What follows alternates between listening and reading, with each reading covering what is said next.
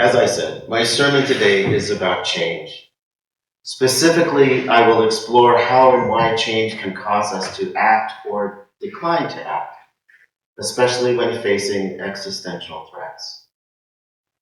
A fundamental dynamic of change is how circumstances around us change.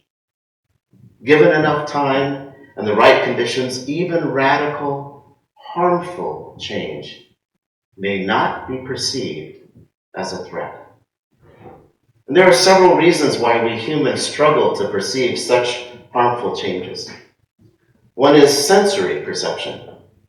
Our senses are attuned to detecting sudden changes. For instance, a loud noise is easier to notice than a gradual increase in volume. And this evolutionary adaptation helps us avoid immediate dangers, but not long-term, subtle threats. This focus on the present may make it difficult to grasp abstract, long-term threats that don't directly impact our immediate survival. Another is mental adaptation. Our brains adapt to our surroundings. As changes occur slowly, we adjust our baseline for what's normal. This is known as the adaptation level theory.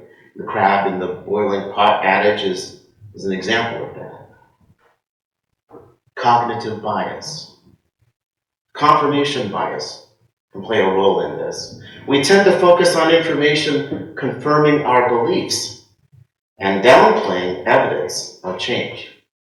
This can make it challenging to recognize gradual problems, especially if they contradict our momentary beliefs or initial assessments. Another is present bias and discounting the future. This is associated with cognitive bias.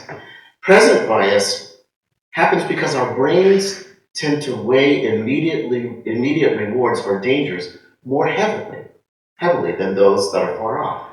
And this bias allows us to prioritize short-term benefits over long-term consequences, hindering our ability to address existential threats like climate change that unfold gradually. In our present sociological context, we do not perceive existential threats to one group as affecting us because, to put it simply, we're not affected yet. The final is psychological numbing. Repeated exposure to negative stimuli can lead to psychological numbing. We become emotionally desensitized, making it harder to react to ongoing harm. It is essential to understand all these factors are arrayed against us now. And don't think for a moment that there are not very smart people at work who apply the principles of evolutionary psychology and its insights into human behavior to adversely manipulate populations. People armed with such knowledge exploit our biological limitations to subvert our society for their gain. In terms of fomenting and maintaining racial hatred, they do this by a variety of means, such as exploiting in-group favoritisms. Humans evolved with a tendency to favor members of their own group, in-group, over outsiders, out-group. Malicious actors can exploit this by fueling social division, framing issues in terms of us versus them, and creating a sense of threat from outgroups. This can be used to justify discrimination, prejudice, and even violence. Here's an alarming statistic. On April 13th of this year, not more than a few days ago, a study by the Violence Prevention Research Program at UC Davis, published in the JAMA Network Open, found that 56% of Americans who carry firearms in public believe violence is justified to advance political objectives. How is in-group exploitation for division used? Well, if you're a Democrat, you're actually a communist, fascist, sexual groomer in disguise. You love people of color because you want them to replace white people in the United States. Another way to exploit in-group favoritism is through scapegoating, identifying a specific outgroup as responsible for societal problems. This diverts attention from real issues and fosters hostility towards the targeted group. As a result of scapegoating, nearly 4 in 10 Americans, 38%, said they believe in the white replacement theory. How is scapegoating used? The people seeking asylum against oppression in their countries are actually rapists, murderers, and criminals who've been let loose to pollute the blood of the United States. They are vermin, and not even real people. Another misuse of evolutionary psychology is manipulating social status. Our desire for social status can be used to control behavior. Techniques include appealing to dominance, framing messages to appeal to people's desire for power and control. This can promote aggressive or dominating behavior, especially towards the outgroups. How is the appeal to dominance used? The ruling power will promote and reward aggressive or domineering behavior towards outgroups. If your politics are liberal, there's something wrong with your brain. If you're a person of color, you do not deserve your place in society. If you're not Christian, then you worship the wrong God and are a danger to this rightfully Christian nation. The final misuse of evolutionary psychology is targeting our biases. Evolutionary psychology identifies various cognitive biases, such as confirmation bias, that can be exploited and allow us to be manipulated through tailored messaging. This refers to crafting messages that resonate with people's pre-existing beliefs, regardless of their accuracy. This reinforces confirmation bias and makes people resistant to opposing views. So, how is tailored messaging used? How about this? Critical race theory is teaching young people to hate our country, and more specifically, that white people are evil. Another way confirmation bias is reinforced is by stating over and over and over again that a person who is woke is not open to opposing ideas, which has the effect of, wait for it, making the target of their wokeness resistant to opposing viewpoints. Have you noticed how Black academicians and leaders in diversity, equity, and inclusion programs around this country are being systematically attacked for plagiarism? Or how charges that a large number of high-tech companies are failing because of their DEI policies? These implications are carefully designed to subliminally reinforce already existing beliefs that people of color cannot be trusted with engineering or technology. In the case of Black academicians, the belief is that their scholarship is always suspect because they were put in positions they're not qualified for because of affirmative action and not because of merit. We need not look far into history to find the genesis of deep-seated stereotypes against people of color that present-day social engineers can easily manipulate to use in their toxic concoctions. How does all this come together? The misuse of evolutionary psychology allows people to be pretty terrible to each other. We've seen how the psychological theory has been used to change the very fabric of our democracy. So strap in, my friends. We're in for a rough ride. The first part of this sermon is relatively dry, academic even. I apologize for that. It was essential to lay the intellectual groundwork explaining what has happened to our nation and why. Now comes the less intellectual part, the part about feeling what many of us have not allowed ourselves to feel. And we have not been opening our eyes to what we refuse to see. Because I'm a student of history, I believe our nation faces a prolonged future of extreme political upheaval. This upheaval will include normalization of political violence, wholesale disenfranchisement, attacks on LGBTQI plus people, more restrictions on women's reproductive rights, more polarization and government gridlock, the rise of authoritarianism and white Christian nationalism, and a concerted effort to eliminate gains made to address racial and ethnic inequalities. Let me say that again. We will see a concerted effort to eliminate gains made to address racial and ethnic inequities. There are many things to say about how and why our divided nation has become this way. Indeed, our biological inability to perceive harm over time plays a crucial role.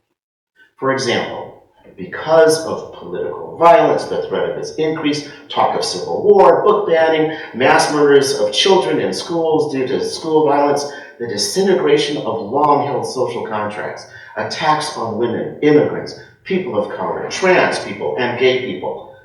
Across the board, it is clear we face many hurdles that threaten our existence as a nation, and yet it seems many of us are paralyzed.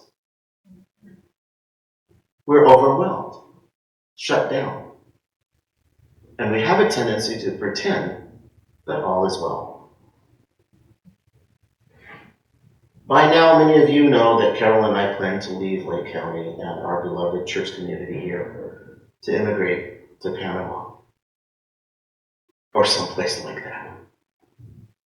I will not spend the precious time we have here today to recount all the factors that have brought us to this choice. However, the main reason why Carol and I intend to leave is because of change. We realize the cost of living will rise beyond our ability to maintain a comfortable living in this area, even after accounting for reaching full retirement age and taking our Social Security benefits. The fact is, we can do far better economically in other countries. The cost of living, for example, in Panama is 40 to 60% lower than here. The other and main reason we are leaving this country is because it is toxic to me. The fact that our nation has changed around us is very important. Even though most of us have witnessed the profound changes, we have not felt them in our guts in the same ways. Why? Because of evolutionary limitations that prohibit us from perceiving danger, we're working against ourselves. Of course, the architects of the chaos around us understand this quite well. If you have difficulty understanding our decision to leave, let me put it to you this way. If you were me, a black man, seeing that the country of my birth is quickly and systematically unraveling all racial progress we've made in the past 60 years towards diversity, equity, and inclusion, would you be inclined to stay in that country? If you were not black, but were married to a man such as myself, would you wish to leave that same country? I tell you this in all sincerity. You cannot possibly feel in your guts what I feel, because you were not traumatized in the ways that I have been. Unlike most people, I've actually documented that trauma. You can purchase a one-act play called On the Fence from Amazon that describes in excruciating detail many incidents of racial hatred that was directed at me. You can go to anatomyofhate.com for a complete description how a division of Lockheed discriminated against our company, stole our proprietary software, and engaged in a vicious and racially motivated effort to cheat my company of millions of dollars. I've talked about that. I've also told you that when I confronted upper management of that company with evidence of their actions and asked them why they were engaging in this behavior, they told me, "We think that's too much money for somebody like you." No.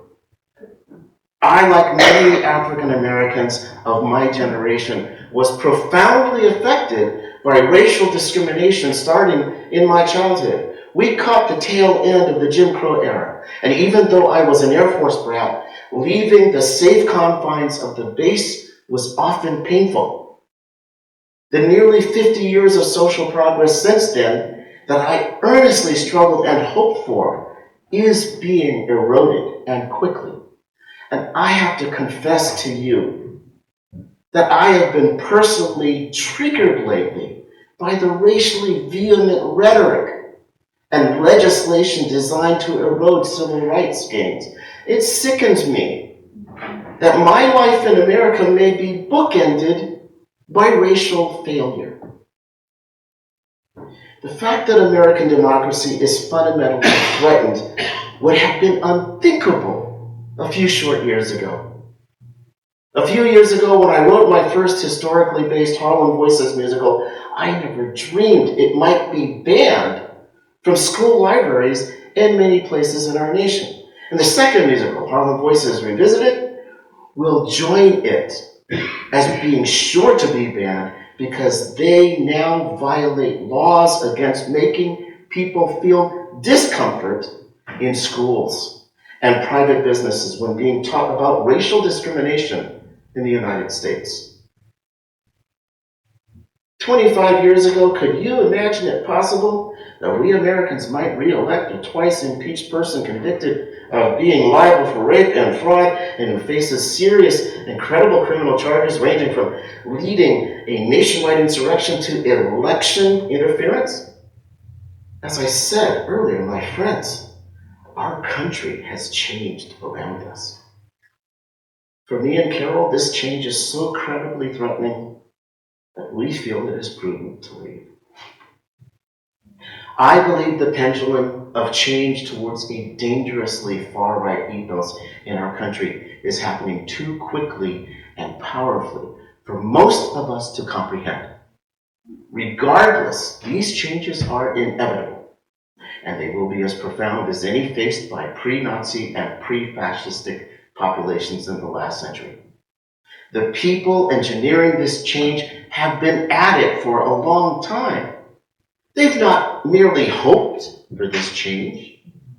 They've been seething in the background, planning, forming militias and think tanks. They've appointed judges, adapted their tactics, forced their way into school boards, taken over state legislatures, systematically subverted the liberal democratic intentions of our laws. They have promulgated messages of hatred and victimization. They have told the big lies because they understand the psychology of mass coercion works best that way. Cognitive dissonance matures into obedience when those big lies are allowed to metastasize. What can we do about this? How, Clovice, can we hope to undo the damage, you might ask? Well, personally, I think it's too late to change the tide. For us, Carol and me, it's more dangerous to be here at this time than it is for most of you in this congregation. We will leave so we can continue the fight against the radical changes to come from a safer place, regardless of who wins the White House in November. We will join a nascent movement of people like ourselves described as Blacksit. And these are people of color who are leaving the United States for the same reasons we are. What's the word again? Blaxit. Like Brexit. Yeah. Importantly, Blaxits are leaving for the same reasons that James Baldwin and others like him started leaving this country a century ago. Put simply, it's been a bad and abusive marriage for we Blaxits, and it's not getting any better. It's just time to go. Here's something to consider. The people who have made these changes to our nation have done so because they are hateful. They wish people to be disconnected from one another. They adapted to the environment of liberalism, which they despised. They then set about systematically to subvert the liberal democracy they found so offensive. They have succeeded in creating a movement to fundamentally change our society into one that will preserve their notion of white dominance. My proposal for countering this anti-liberal, anti-democratic movement that is sweeping like wildfire across this nation and around the world is simple in concept. My friend Ben, Reverend Ben Myers, always tells me, give people hope. So here it is. My plan is inspired by Christianity, and it's guaranteed to bring our planetary civilization into proper alignment. Remember this acronym, LAST, L-A-S-T. Love, adapt, subvert, transform. Last, love the people who hate you. Love all people through connection and work against forces that seek to disconnect us from one another. Love the planet and work against forces that seek to exploit it. Adapt to profound changes when they occur. Do not martyr yourself. Hide in whatever closet is closest. Get a flag and wave it proudly from your house. Change your party affiliation to the dominant party while it's possible. But vote for liberal causes and liberal candidates during an election. Blend in. Subvert any system that seeks to maintain power through hatred and division. Undermine it in every way possible while preserving human life, including your own. Strive to employ art, beauty, parable, humor, and life-enriching technology. Promulgate messages of human connection and love. Provide education that uplifts the human spirit rather than that which promotes fear. Transform the society around you into one that celebrates freedom, promotes liberty, and honors the rights of all people as equal members of the human family. Work for diversity, equity, and inclusion of all people. Use the UU principles as a basis for everything you do in the public and private spheres. Read those damn things. Get to know them. And listen to me. You put this collar on me so I can say the hard things. So I'm only going to say this one time. The transformation I'm talking about means this congregation needs to sign on to the proposed 8th UU principle. Start from there and work towards a truly multicultural world. Make ourselves accountable to dismantle racism and all other oppression in ourselves and in our institutions. If we don't see the need for this kind of self-transformation, then what are we doing here? There are bigger fish to fry. Do you want to know how to overcome the tsunami of change facing us? Last, L-A-S-T, love, adapt, subvert, and transform. All systems based on hatred and oppression. If our nation can manage that, Carol and I might be able to return someday. In the meantime, we'll be fighting for diversity, equity, inclusion, and basic human rights in our nation from the safety of another country. Namaste.